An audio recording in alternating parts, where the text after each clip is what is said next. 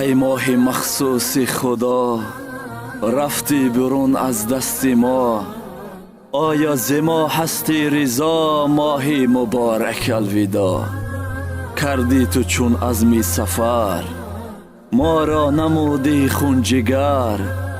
ای همدم و شام و سحر، ماهی مبارک الوداع.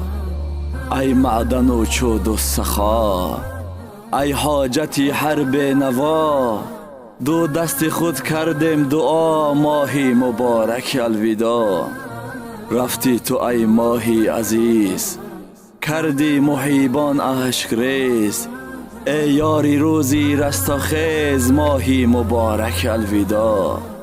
گنجینه ای عرفان تویی، رونقدی قرآن تویی، سرچشمه ایمان تویی، ماهی مبارک الوداع. زینت دهی هر محفلی، تو نور چشمی هر دلی. تو یاوری هر ساحلی، ماهی مبارک الوداع. هر کس که خواهانی تو هست، نالان ز هجرانی تو هست. در فکر دورانی تو هست، ماهی مبارک الوداع. ماهی مبارک الوداع.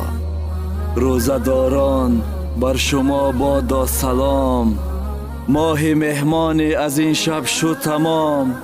الوداع ای ماهی قرآن الوداع. ای سر و پا لطف یزدان الوداع.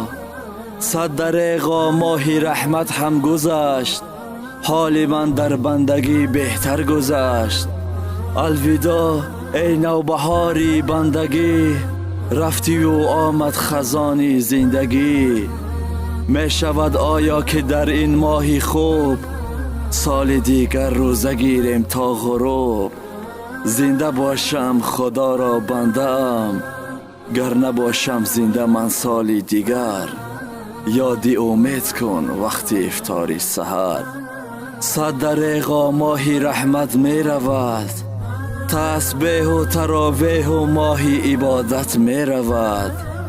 حسرتا و حسرتا گردیم پریشان دوستان، صد دریغا دوستان فصل عبادت می رود.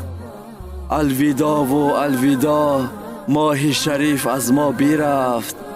الفراق و الفراق، ماهی فضیلت می